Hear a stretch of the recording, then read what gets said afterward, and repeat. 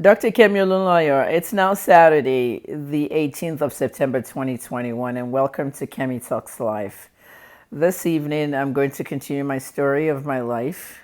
And I really am not telling you this story according to the years and moving forward or moving backwards, but I'm just telling it randomly so that you can see some of the hurt I have gone through, some of the accomplishments, and some of the great times. It's a story that I want to tell for my great-grandchildren. They will never find the book if I wrote a book. I'm not a writer, I'm a talker. And that's what Kemi Talks is about. And my great-grandchildren can know who I was and what life I lived and break whatever generational curse is on the way for them. It is important that they don't make the same mistakes I made. You know, earlier today, I was listening to Kanye's new album, and many of you don't know my relationship to Kanye West. We have a very deep relationship. Why? Because his mother, Dr. Donda West, was my friend. I made friends with Donda in 2003 after meeting her at the album release party, College Dropout, the first album her son made as an artist. Of course, you guys know that Kanye was Jay-Z's producer for years, and he became an artist later. At that album release party, I remember, oh wow, she took my photo with Kanye. The very iconic photo that you guys see all over the internet with Kanye wearing blue. Of course, some illiterates call it Photoshop. They don't understand real things. That's why I call them illiterate. Then they get mad at me, but they don't know they're actually illiterates. And then I unleashed one of Kanye's interviews with me. You guys saw that on Instagram.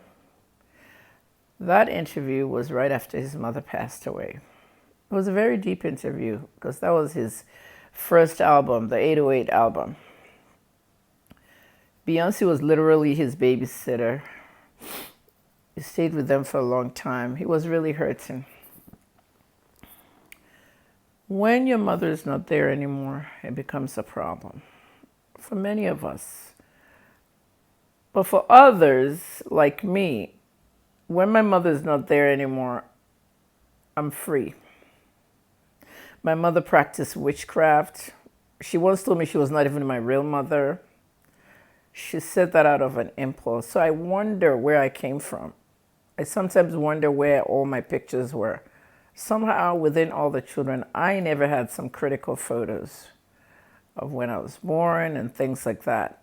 The earliest photo for me was when I was 3 months. I believe I was 6 months in that picture, but she said 3 months. When my mother was pregnant with me, nothing but every other child had a picture of when she was pregnant and all that.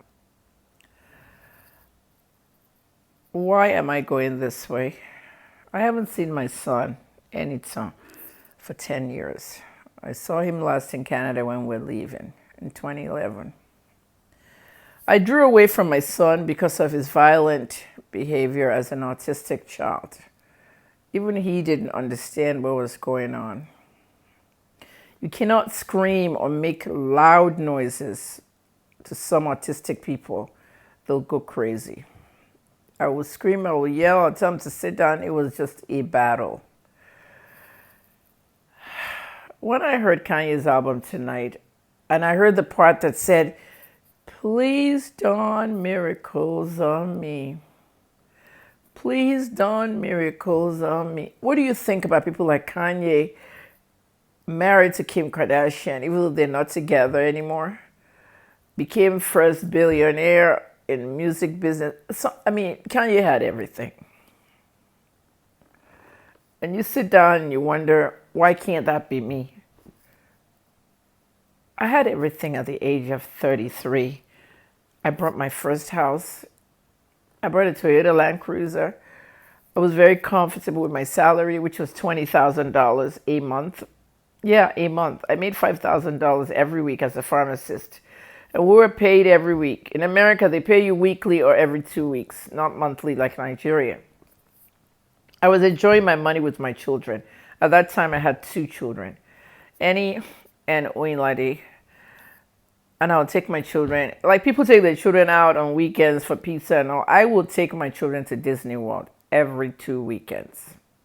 But I had the money. Those are vacations people plan. I did as much as I can do with my children. I took photos of my babies together, everything. But a lot was missing. Remember, I'd already left Oyinlade's father for all the domestic abuse. So I took my kids, I moved to Pennsylvania. People say, what do I want from Mr. Babs Ogunade? I'm asking for 50 million naira. That's the least I would get from him. That's the least I'm asking for. 50 million naira. Where did that amount come from? Well, I'll tell you in a minute. I got no child support in the 18 years that I raised my son, the child support years. My son will be 35 in February, and I raised him till he was 25, until he moved back to the States. From 0 to 18, I got nothing. I didn't know where Mr. Babs Ogunade was. Remember, I met him in London. A month later, I got pregnant. Mr. Ogunade said he met me one time and I was a one-night stand. And I possibly had another boyfriend somewhere in America where I came from. But between us, he told me that he will not be accepting that child if I had that child, and would tell the whole world that I was just a one-night stand. He told the whole world that it died down and his mother stood beside him throughout. Mother dead now. Then I found out my son is in line to the throne. This is serious stuff. If you need to order, apply for money from the States, in America, there's something called food stamps. They look like money. They'll give you food stamps to feed your child. President George Bush Sr., HW, was the president when I had my baby. The late HW.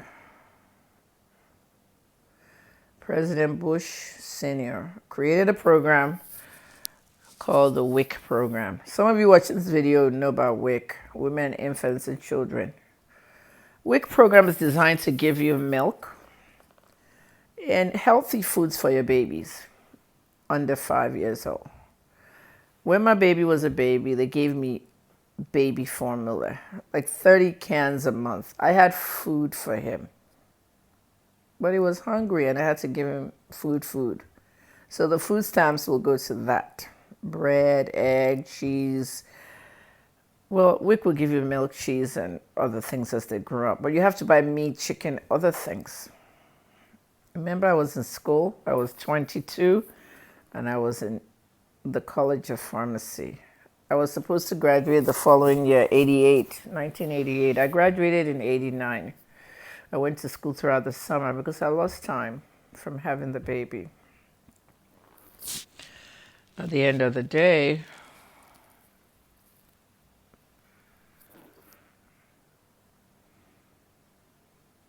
I begged from hand to mouth. I was on welfare.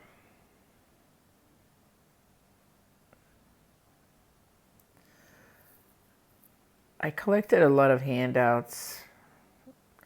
I couldn't tell anybody where my son's father was.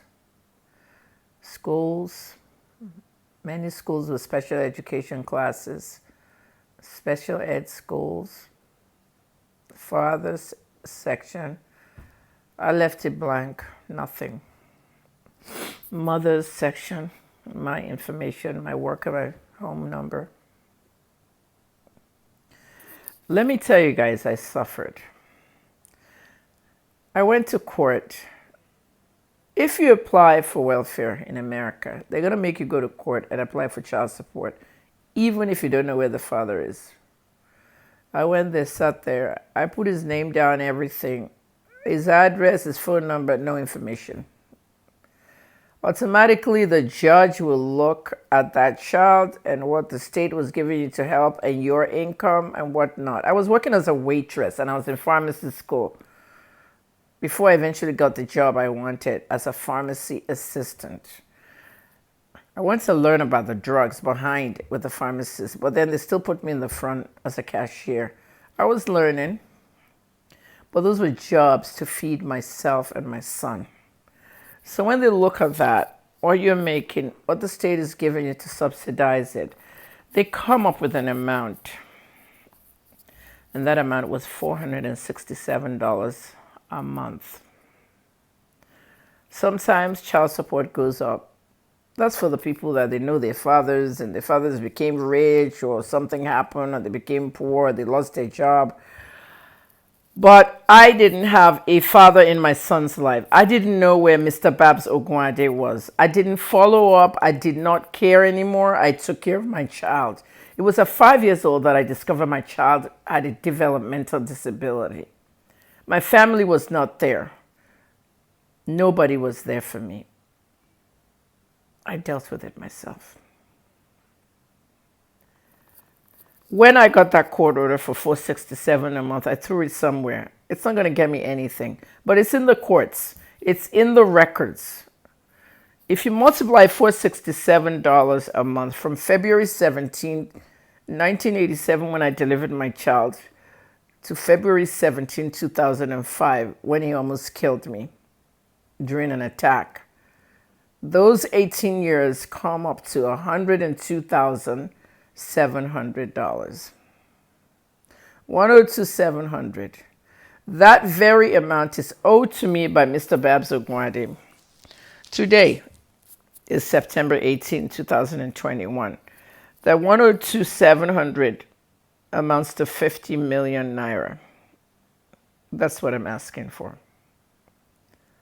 I'm not even asking for the money the state subsidized me. I'm asking for what the courts ordered me to get. I did it alone, and I think you should give me that money because the raising of my son became the beginning of my demise.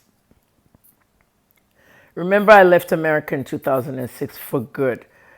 How did I leave? I slept in my car outside because if I was inside, my son would have killed me. He had knives. He had everything in that house. But he never ever pulled knives at me. He just used his bare hands. My son smashed my head on the wall a lot. He beat me, scratched me. There are police reports that I posted online for people to see. In this YouTube page, you'll see it in the community section. I must tell everybody today that I have partial hearing in my left ear. I've never shared it with anybody in Nigeria until now. That's why when they're calling me from this side, I never hear. People will say they're greeting me, but because they were on this side, I didn't hear them. It's very hard to hear. When I'm wearing headphones, it's almost impossible. The music doesn't balance in my ears. So I have to actually go to the equalizer sometimes in these devices. That was when he smashed my head against the wall in 2005 and 2006. I never got help until I could press the button on the wall that said 911, police, ambulance, fire. 900 police reports. I have them all. They're in my suitcase. I'll put some of it for you.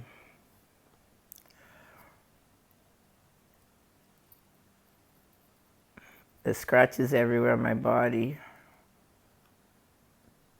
I'm visibly scared of my son. It was not until we got to Canada that things changed. The Canadians took a different approach, and they had him live in a group home, and then later transitioned him to independent living. And I would visit him. He had a caseworker. He was not violent when he wasn't living with me, but with me, he was very violent. However way you want to interpret it, I ended up packing my bags like the Toronto Star said, and I went to Nigeria. I didn't take anything. I left the keys for him, and I left my ATM card for my neighbor. My neighbor sold the house at a loss, gave my car back as a repossession, a voluntary repossession. I drove that car to the airport, got on the plane, and left the car at the airport. She came to pick it up. I lost everything. Everything I worked for, I lost. And then about 2 months later, he came to Nigeria because he graduated high school. Before I go to the next phase in Nigeria, where my parents, especially my dad, had him tied and chained down when it got agitated. They'll handcuff him, they'll tie him down. Oh God, they mistreated him. As much as violent as it was, something had to be done, but the drastic measures that my dad, what they did to him, I can't believe it's the same dad that was behind giving his father access to him. How much did you pay them, Babs? How much did you give my parents to see my son? Did you go to Ibadan to see my parents? How did you meet my son? Babs, you should give me money. For years, some of your friends said to me, Kemi did not go to the State Department. She did not go to child support. If she had gone to the U.S. Embassy or the State Department, they will not give him a visa. Babs is in a job that has to travel. He traveled with the Olympic team to America, to those games, friendly games, to Tokyo. Is that what we should be doing now? Is that what I should do? Go to child support and open my case from 1987 and have them pass it to the U.S. Embassy and the State Department, and then start banning Mr. Ogunade, Executive Vice Chairman of the NBFF, a very high and public position, which involves a lot of money. Millions and millions of naira this guy earns. Babs, don't you think you should pay me that 50 million? You went to meet my child. Did you guys do DNA tests? No. You were taking pictures, and yet you told your friend how much my son looked just like you, and that is your junior. That is my child. They said he has something called autism, and he's cured of it. He's not cured of autism, Babs. He just moved to the right side of the spectrum and is now high functioning and less violent. He's older. He's learning a little bit faster. That's what he told his friend in a conversation. A leaked conversation. No, it's not leaked. Somebody was talking to him, recorded the phone call, and I heard it. The only person that knows the name of the person that recorded the phone call is me and him. Yeah, I heard your voice, but nothing was talked about the mother. Shouldn't we sit down together after 35 years and discuss my son? The boy you accepted as your son that looks like you, that you went behind me to meet in America? I lost my entire livelihood for this boy. I gave up everything for Enitan. Even your uncle, who told me to name my son Enitan, after I told him my entire story in 1986 when I was pregnant, doesn't remember me. Chief Kunle Ogunade, at that time was one Uncle Kunle Ogunade. The man is 79, almost 80. I called him 4 months ago. I found his number on a website, a company that he owns, oil and gas. Your entire family is wealthy and nobody has done anything for me. I don't have a car of my own in Nigeria. I've been begging my fans to give me a car for my birthday. Money did not even go anywhere near buying a car. I don't have a house in Nigeria. I rent, and I still have to pay my rent. I take public transportation while you're driving what? A Mercedes G-Wagon. I take bikes, I take keke, I take whatever gets me to the market, whatever gets me to anywhere. The other day I went to Spar in Lekki. Yeah, I know you live in those areas.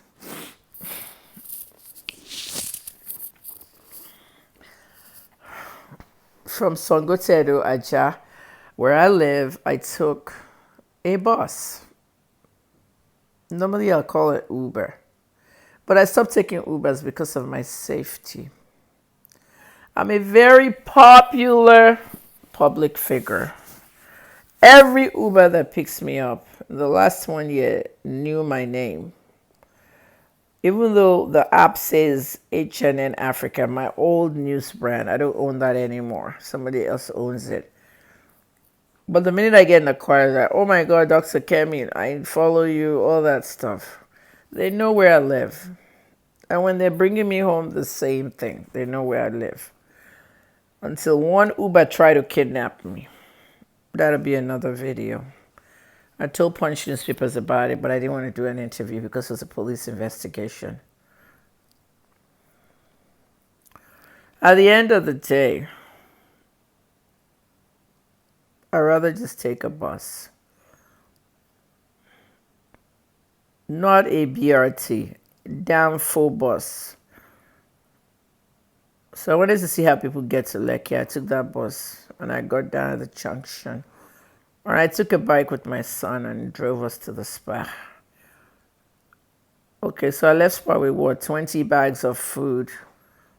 I called an Uber.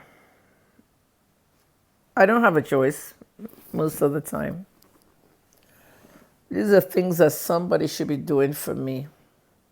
I shouldn't be running up and down, going to supermarkets. At my age, 57. You impregnated me when I was 22. You were 30. Now you're going to be 65. Okay? And you're running around Lagos enjoying life. Making all these millions from your job, and you forgot me. The mother of your oldest son. They said maybe one day my son will be the king. Then I'll be the mother of the king. I don't know where God is taking me. Joseph was rejected by his entire family, and he became king. Maybe my son will become king. Maybe I'll be there, maybe I won't be. Babs, maybe you will be there, maybe you won't be. Your mother's never going to be there. She's gone.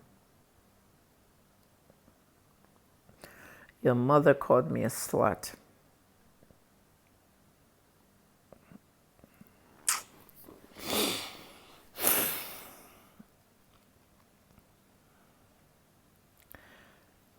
As I sit here, there's two things I can never do in my lifetime. I used to say it was three things. It's two now. I used to say I would never ever eat fufu.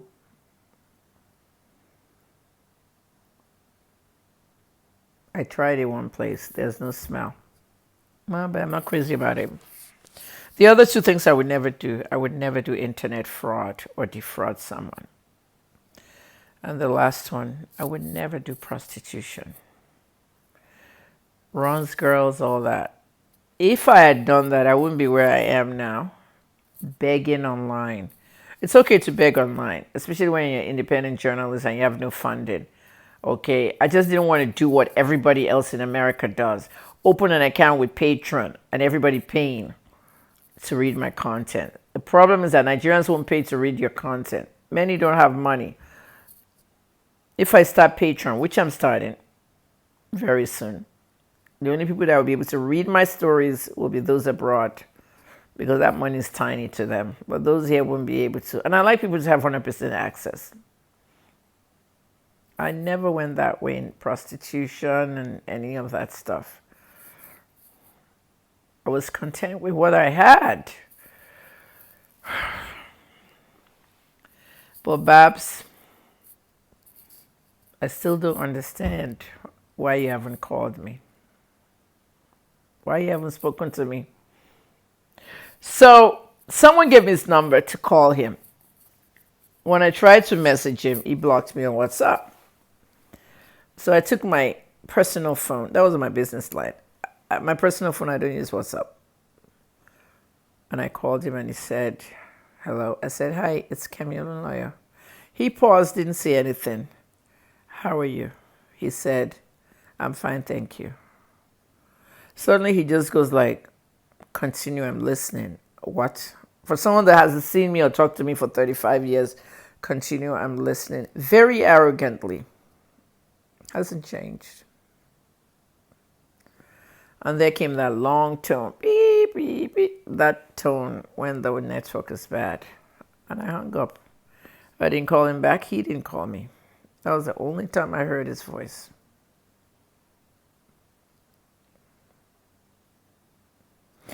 Babs, I want 50 million.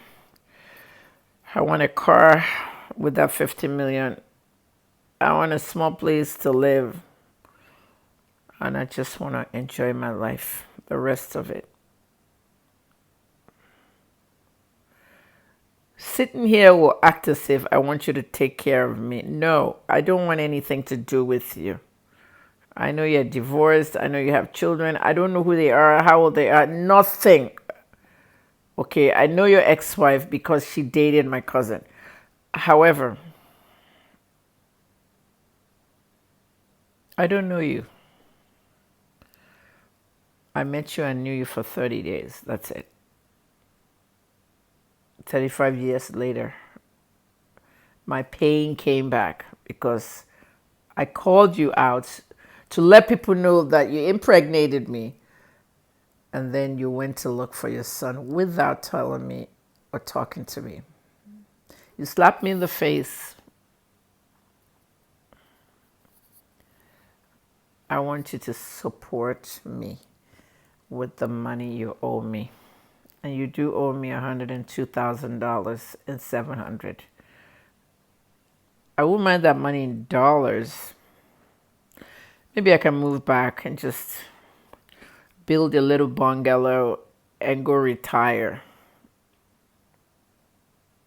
Or 50 million. I know what you're worth, a lot.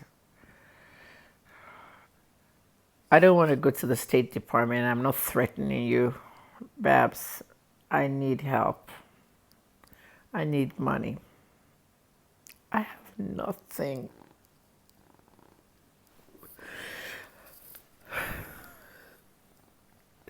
I gave up everything for my son.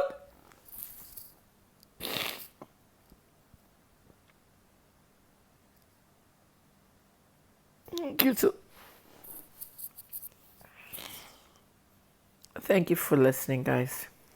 I'll see you tomorrow. It's Dr. Kemi Olunloyo, Kemi Talks Life.